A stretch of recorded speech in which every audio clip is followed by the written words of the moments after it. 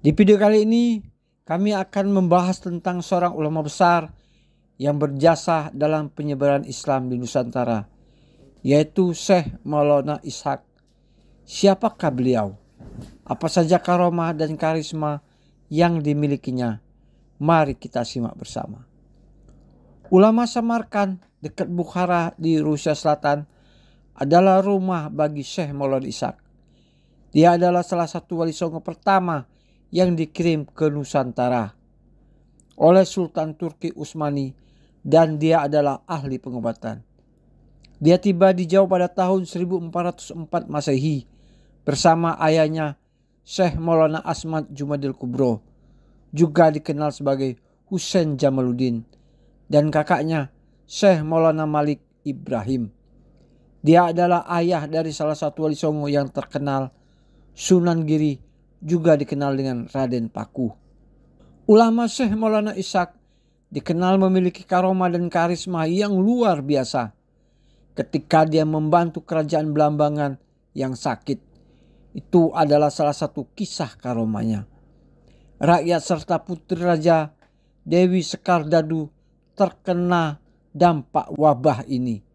Prabu Demak Sembuyu, Raja Belambangan, mengadakan sayembara untuk menyembuhkan putrinya dan menghilangkan wabah penyakit dari kerajaannya. Sayembara itu bagaimanapun tidak diikuti oleh siapapun karena mereka takut tertular penyakit atau dihukum mati jika mereka gagal. Suatu hari seorang Brahmana Resi Kandabaya datang ke kerajaan dan memberitahu bahwa Maulana Ishaq, seorang pertapa di Gunung Gresik, dapat menyembuhkan putrinya dan menghilangkan wabah penyakit. Raja kemudian mengutus Pati Bajul Sengara untuk bertemu dengan Syekh Maulana Ishaq dan meminta pertolongannya. Pati Bajul Sengara dan beberapa prajurit berkuda berangkat menuju Gunung Gresik. Di sana dia menemui Syekh Maulana Ishaq dan mengatakan bahwa dia bersedia membantu raja karena agama Islam selalu membantu orang yang memerlukannya dan menghormati tamunya. Setelah itu, Syekh Maulana Ishaq meminta Pati Bajul Sengara membawanya ke kerajaan Belambangan. Namun, dia tidak mau naik kuda, melainkan berjalan kaki. Pati Bajul Sengara heran, bagaimana bisa mereka sampai ke Belambangan dengan berjalan kaki, karena jarak jauh dan membutuhkan waktu berhari-hari untuk mencapainya. Jangan khawatir, Allah akan memberi jalan bagi hambanya yang beriman, kata Syekh Maulana Ishaq sambil tersenyum. Kemudian mereka berangkat menuju Belambangan, namun terjadi sesuatu yang ajaib. Syekh Maulana Ishaq selalu mengucapkan salam kepada orang-orang di sebuah desa. Orang-orang di desa itu menjawab salamnya dengan bahasa Jawa. Meskipun Syekh Maulana Ishaq berbicara dengan bahasa Arab. Ini menunjukkan bahwa Syekh Maulana Ishaq memiliki karomah ilmu bahasa, yaitu dia mampu berbicara dan mengerti semua bahasa. Mereka juga akan merasa nyaman dan sejuk setiap kali mereka melewati sebuah desa. Padahal cuaca sangat panas dan terik saat itu. Ini menunjukkan bahwa Syekh Maulana Ishaq memiliki karomah ilmu alam, yaitu dia memiliki kemampuan untuk mengontrol cuaca dengan cara yang dia inginkan. Selain itu, hal yang lebih ajaib adalah bahwa setiap kali mereka melewati sebuah desa, mereka akan menemukan bahwa penyakit telah hilang. Meskipun sebelumnya desa-desa ini juga pernah dilanda penyakit yang sama seperti Belambangan. Ini menunjukkan bahwa Syekh Maulana Ishaq memiliki karomah dalam ilmu pengobatan, yaitu dia memiliki kemampuan untuk menyembuhkan penyakit dengan izin Allah. Mereka kemudian tiba di kerajaan Belambangan dalam waktu singkat. Syekh Maulana Ishaq diterima dengan hormat oleh Raja Belambangan dan dibawa ke rumah putrinya yang sakit. Putri raja sembuh dari penyakitnya setelah Syekh Maulana Ishaq membacakan ayat-ayat Al-Quran kepadanya.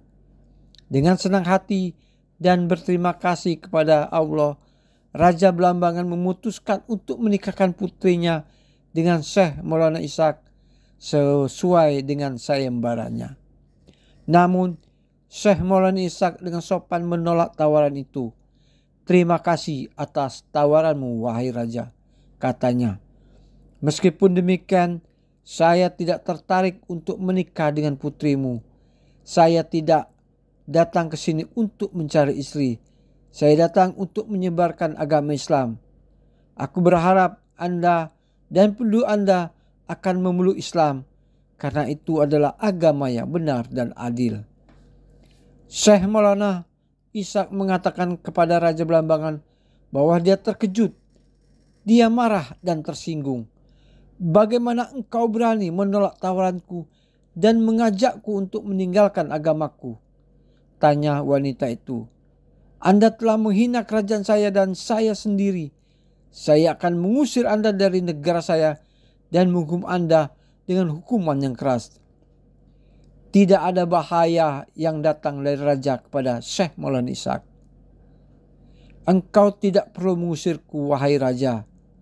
Aku akan pergi dengan sukarela," katanya.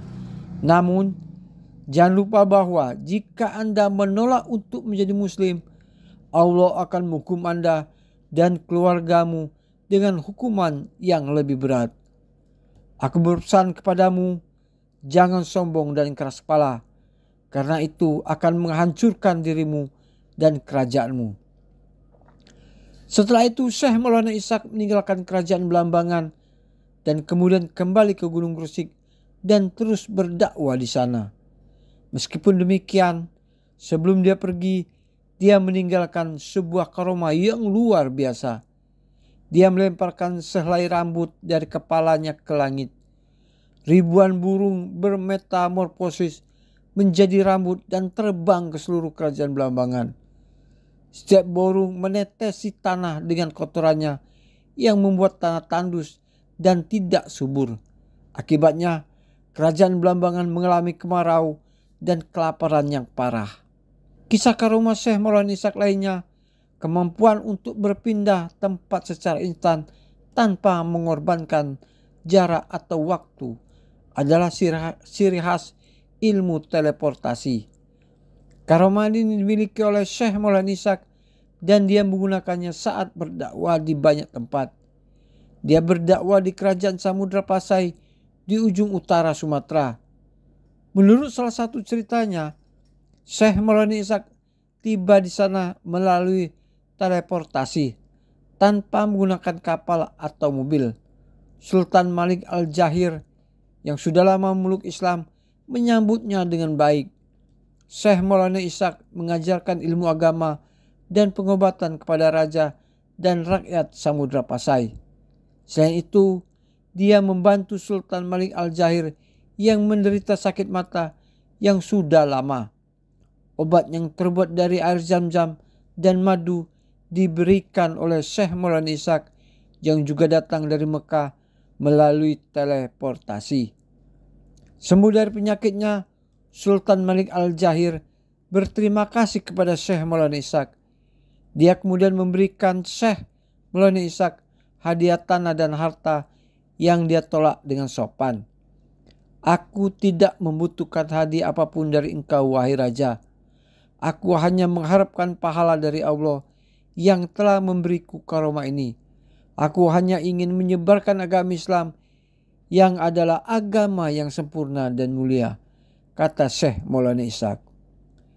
Kemampuan untuk mencapai tingkat kemurnian dan ketakwaan yang tinggi sehingga dapat merasakan kehadiran dan kasih sayang Allah dikenal sebagai karomah ilmu tasawuf. Dengan berzikir dan berdoa dengan khusyuk dan tawadu, Syekh Maulana Ishak menunjukkan karomah ini. Salah satu ceritanya adalah ketika dia tinggal dan berdakwah di Gunung Gresik. Syekh Maulana Ishak sering berzikir dan berdoa di Goa Karang, tempat dia merasakan kedekatan dengan Allah yang membuatnya tenang dan bahagia. Selain itu, dia menerima ilham dan petunjuk dari Allah yang membantunya berbicara kepada orang lain dan menangani masalah. Selain itu, para malaikat sering berkunjung ke gua itu untuk menyapa dan memberinya kabar baik. Selain itu, para wali lain sering mengunjungi Syekh Maulana Ishak untuk berbicara dan berbagi pengalaman dengannya. Mereka termasuk Sunan Ampel, Sunan Bonang, Sunan Kalijogo, dan Sunan Giri yang masing-masing memiliki anak. Kemampuan untuk menguasai dan memanfaatkan energi batin yang ada dalam diri seseorang memungkinkan mereka untuk melakukan hal-hal yang luar biasa dan ajaib, dikenal sebagai karomah ilmu kebatinan. Karena ini milik Syekh Maulana Ishak dan dia membantu dan melindungi orang-orang yang beriman. Dalam salah satu ceritanya, dia membantu seorang raja Majapahit yang bernama Prabu Kertabumi ketika dia diserang oleh musuhnya yang bernama Prabu Brawijaya. Prabu Kertabumi adalah raja Majapahit yang memeluk Islam, sementara Prabu Brawijaya masih menjadi raja Majapahit yang beragama Hindu. Prabu Brawijaya ingin mengembalikan Majapahit ke Hindu dan menghancurkan Prabu Kertabumi.